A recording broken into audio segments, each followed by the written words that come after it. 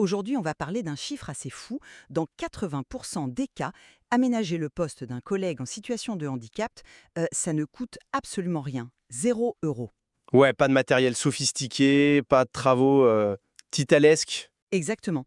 Et pourtant, face à cette réalité, on a des milliers de salariés qui sont littéralement terrifiés à l'idée de demander de l'aide. Ils préfèrent souffrir en silence. Quitte à risquer de perdre leur emploi, en fait. C'est tragique. C'est tragique, oui. Et c'est pour ça qu'aujourd'hui, on décortique le rôle d'une personne qui est vraiment devenue la clé de voûte de nos entreprises de plus de 250 salariés. Je parle du référent handicap. Absolument. Et pour ceux qui nous écoutent, qui ciblent les référents handicap pour des partenariats ou qui occupent cette fonction au quotidien, la question qui se pose, elle est existentielle. Complètement. Est-ce qu'il faut voir ce rôle avant tout comme celui d'un architecte systémique, vous savez, un stratège qui transforme la structure même de l'entreprise? Ou bien, est-ce que sa véritable efficacité réside dans une posture de tiers de confiance, un genre de bouclier humain vraiment dédié à l'accompagnement intime du salarié? Voilà, c'est tout l'enjeu. Et de mon côté, je suis intimement convaincue que sans une véritable ingénierie systémique, sans un pilotage à haut niveau, le rôle de référent n'est qu'un pansement. Un pansement temporaire sur une hémorragie structurelle. Je comprends, mais de mon côté, je viens avec une approche très différente. Je suis convaincu que l'essence absolue de ce métier réside dans l'accompagnement psychologique individuel. Vraiment, ouais. Plus que l'organisation. Ah oui, sans aucun doute. Parce que la plus grande barrière à l'inclusion dans le monde du travail aujourd'hui, elle n'est pas logistique, elle est émotionnelle, elle est profondément humaine. C'est un positionnement intéressant. Mais pour poser les bases, quand on regarde comment le rôle est conçu dans les textes, on se rend bien compte d'une évolution. L'intégration s'est passée d'un simple problème médical, géré en secret par les RH, à un véritable défi d'ingénierie globale. Un défi d'ingénierie, oui, c'est le mot à la mode. Mais c'est la réalité. Un référent efficace, selon moi, il opère un peu comme un aiguilleur du ciel. Il ne pilote pas l'avion lui-même, il ne le construit pas non plus, mais il coordonne un écosystème complexe. D'accord, donc il coordonne qui concrètement? La médecine du travail, les ergonomes, les instances représentatives du personnel, et bien sûr les financeurs externes institutionnels. Si on veut que l'inclusion devienne la norme, le référent doit modifier tout l'écosystème de l'entreprise. Je vois tout à fait pourquoi vous valorisez cette approche macroscopique. C'est vrai que sur le papier, ça a du sens. Mais honnêtement, j'y vois un risque immense de déconnexion. De déconnexion avec le terrain. Complètement. Regardons les données réelles de nos sources. Aujourd'hui, le handicap, il est massivement invisible. On parle de diabète sévère, de dépression chronique, d'endométriose ou de rhumatisme par exemple. Des affections que les gens cachent, effectivement. Exactement. Des affections invisibles. Et la statistique qui me frappe le plus dans la littérature, c'est qu'une personne sur deux sera concernée par une situation de handicap au cours de sa vie. Une sur deux. Oui, c'est énorme. Du coup, la vraie barrière, c'est la terreur absolue de la stigmatisation. L'ingénierie dont vous parlez, avec ses processus parfaits et ses logiciels accessibles, elle tourne à vide si le salarié refuse de se déclarer. Parce qu'il a peur d'être placardisé, c'est ça. C'est exactement ça. L'efficacité première du référent, elle repose sur son secret professionnel, sa capacité à rassurer une personne qui, littéralement, tremble dans son bureau. C'est un point fascinant. Et sincèrement, je vous rejoins sur cette peur de la stigmatisation. Mais ça soulève une question immédiate. Comment on détecte qu'un collaborateur a besoin d'aide avant que la situation ne dégénère? C'est toute la difficulté, oui. Et c'est là que ma vision systémique prend tout son sens. Pour anticiper, le référent ne peut pas juste attendre qu'on vienne pleurer dans son bureau. Il doit s'appuyer sur des indicateurs, ce que la documentation appelle la construction d'un tableau de bord d'indicateurs. 1. Le fameux tableau de bord. Attendez, laissez-moi vous donner un exemple concret. Ça marche en analysant les courbes d'âge d'un département, la fréquence des arrêts courts ou l'évolution de l'absentéisme. Mhm. Je vois que dans mon entrepôt logistique, 30% de l'équipe approche la cinquantaine avec des signaux de troubles musculo-squelettiques. Mon tableau de bord me permet d'agir. Je déclenche une étude ergonomique globale en prévention. Je vois l'idée, mais Le référent, il doit être celui qui lit ces données pour prévenir l'incendie à l'échelle du service, plutôt que de courir avec un seau d'eau pour chaque salarié qui craque individuellement. je suis désolé, mais je ne peux vraiment pas souscrire à cette vision. Laissez-moi vous expliquer pourquoi. Un tableau de bord basé sur l'absentéisme, en fait, c'est par définition une autopsie. Une autopsie, le mot est fort. Mais c'est la réalité. Ça vous indique qu'il y a un problème une fois que le collaborateur est déjà en arrêt maladie, et souvent depuis longtemps. Ce genre d'indicateur macro, ça ne capte jamais la détresse silencieuse. D'accord. Mais comment vous proposez de la capter alors? Surtout à l'échelle d'une entreprise de 1000 ou 2000 salariés. On ne peut pas connaître tout le monde. Parce que les experts de terrain appellent l'identification des signaux faibles. Et ça demande un radar purement humain, pas un tableur Excel. Un radar humain, concrètement, ça ressemble à quoi? Imaginez un manager logistique. Il a 45 ans, il commence à développer une arthrite sévère. Il ne prend pas d'arrêt maladie parce qu'il a peur pour sa prime de fin d'année. Donc sur mon tableau de bord, il est invisible. Je vous l'accorde. Totalement invisible. Par contre, sur le terrain, ses collègues remarquent qu'il ne porte plus certains cartons, qu'il est devenu irritable ou qu'il s'isole. Le rôle du référent, c'est d'être suffisamment immergé pour capter ça, avec l'aide des managers de proximité. T absolue est notre seule arme. L'employeur n'a pas à connaître la pathologie. Si le référent est perçu comme un statisticien des RH, le salarié va se braquer immédiatement. Je comprends cette crainte, vraiment. Mais s'appuyer uniquement sur l'instinct des managers, ça ne passe pas à l'échelle. Vous ne pouvez pas baser la politique de maintien en emploi d'une multinationale sur du ressenti. Ce n'est pas que du ressenti, c'est de l'observation formée. Certes, mais imaginons que ce radar humain fonctionne. Le salarié accepte d'en parler. Il faut bien à un moment donné rentrer dans la mécanique administrative pour le protéger, non? Oui, bien sûr. Et là, ça nous amène logiquement à ce parcours du combattant qu'est la RQTH, la reconnaissance de la qualité de travailleur handicapé. Là encore, le référent n'est ni médecin ni assistant social. Non, c'est certain. Son vrai pouvoir, c'est de savoir orchestrer l'intervention des acteurs externes. Il met en relation le salarié avec la MDPH. Il sollicite les experts de Cap Emploi sur le terrain. C'est un travail de chef de projet en fait. Il veille à ce que le dossier ne s'enlise pas. L'orchestration est nécessaire, je vous l'accorde bien volontiers, mais est-ce que vous avez pris en compte la violence symbolique que représente ce dossier pour l'individu?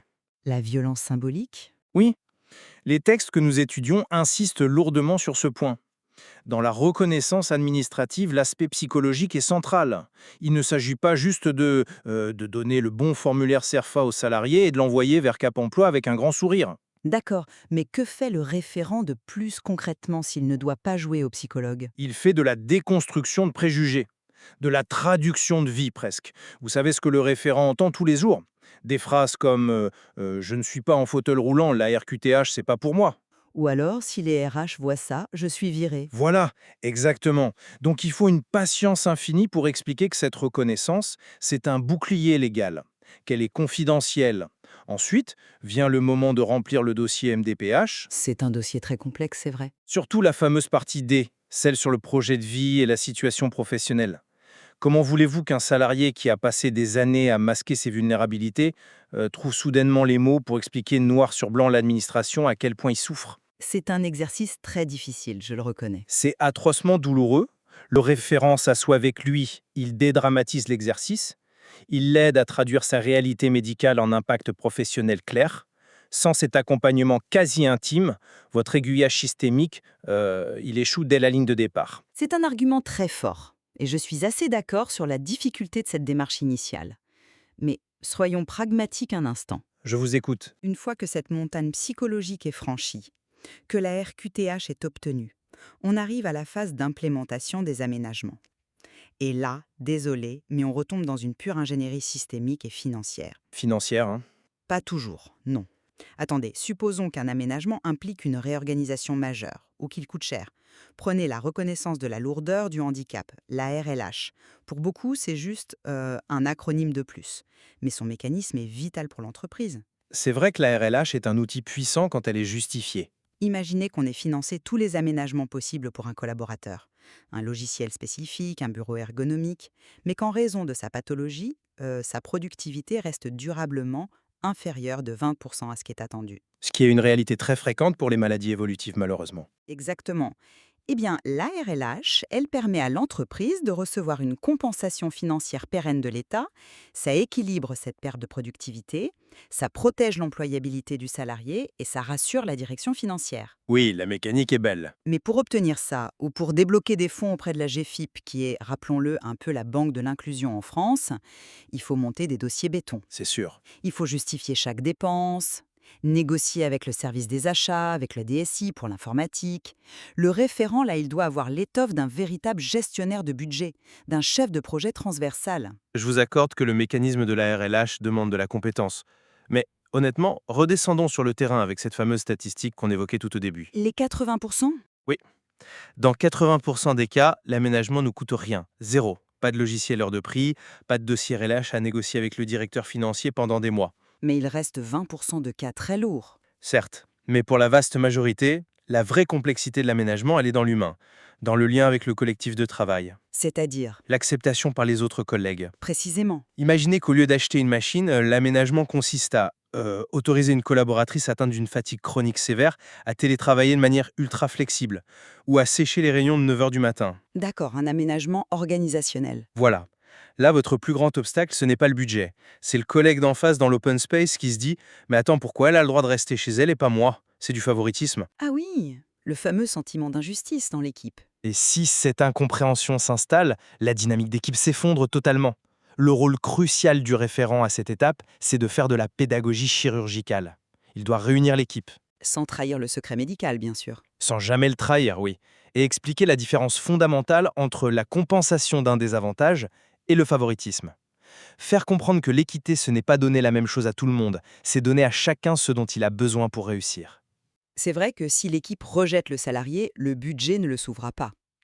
Je vous rejoins totalement sur cette distinction vitale entre équité et favoritisme. C'est le cœur du métier. D'ailleurs, pour que cette pédagogie soit vraiment entendue, elle nécessite souvent d'être appuyée par la direction via des campagnes de sensibilisation. Ce qui, au passage, nous ramène à la stratégie systémique globale. On y revient toujours avec vous. Ben oui.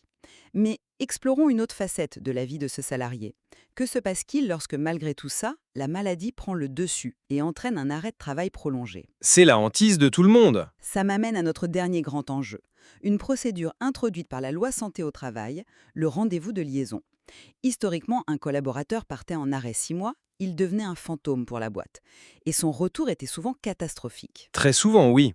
Les statistiques de maintien en emploi après un long arrêt sont mauvaises. Le législateur a donc créé ce rendez-vous pour les arrêts de plus de 30 jours. De mon point de vue, c'est un processus de conformité extraordinaire. Le référent garantit que l'employeur maintient le lien, il informe le salarié sur les mesures existantes. Comme laisser encadrer, par exemple. Exactement, laisser encadrer pour tester un retour en douceur ou la visite de pré-reprise avec le médecin du travail. Le référent agit ici comme le gardien d'un parcours balisé par la loi. C'est très procédural, mais c'est très protecteur. Alors, on a lu les mêmes textes, c'est clair. Mais honnêtement, j'y vois tout l'inverse en termes d'intention. Ah bon? L'inverse? Oui, ce rendez-vous est prévu par la loi pour maintenir le lien, on est d'accord. Mais regardez bien comment la loi est rédigée. Le référent handicap ne participe à ce rendez-vous qu'à une seule et unique condition. Laquelle? À la demande expresse du travailleur. Pourquoi, à votre avis, le législateur a-t-il pris le soin de préciser cela? J'imagine pour garantir le consentement du salarié, ne pas lui forcer la main pendant son arrêt de travail. C'est plus profond que ça. C'est parce que l'État lui-même conçoit le référent handicap, non pas comme un émissaire administratif de la direction, mais avant tout comme le bouclier personnel du salarié. Un bouclier face à l'employeur? Exactement. Imaginez, vous êtes en arrêt depuis 8 mois pour un cancer ou un burn-out sévère. L'idée même de revenir dans les locaux pour affronter les RH, c'est viscéralement angoissant. Le fait que le salarié puisse exiger la présence du référent, ça prouve que sa valeur fondamentale est celle d'un allié. C'est une belle image. Le traducteur rassurant face à la machinerie de l'entreprise. C'est ça. Il humanise un système qui, après de longs mois d'absence, paraît terriblement froid. D'accord, je comprends. Mais je vais me faire l'avocat du diable. Juste une seconde. Allez-y.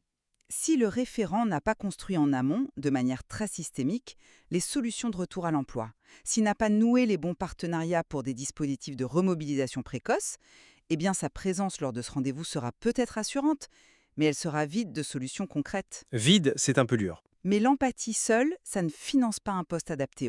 Ça ne redessine pas le temps de travail.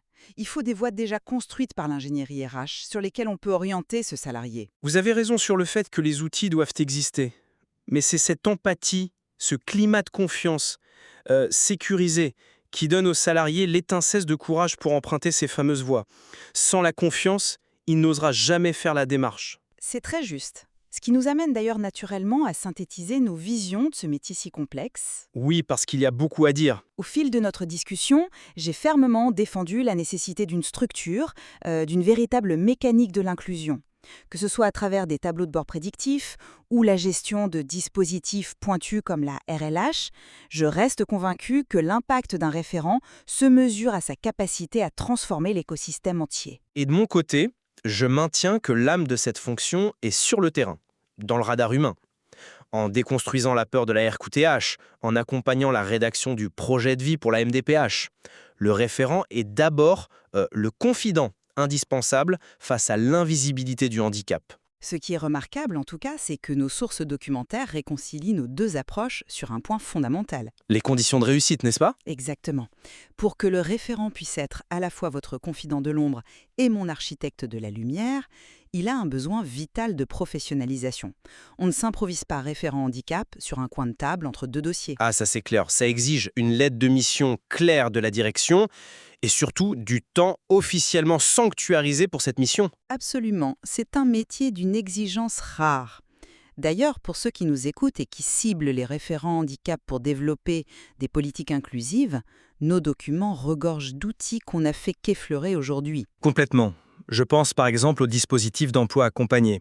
C'est une ressource fantastique pour sécuriser les parcours les plus fragiles.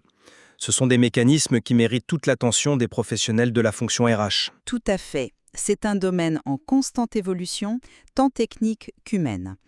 En tout cas, je vous remercie pour cet échange particulièrement rigoureux.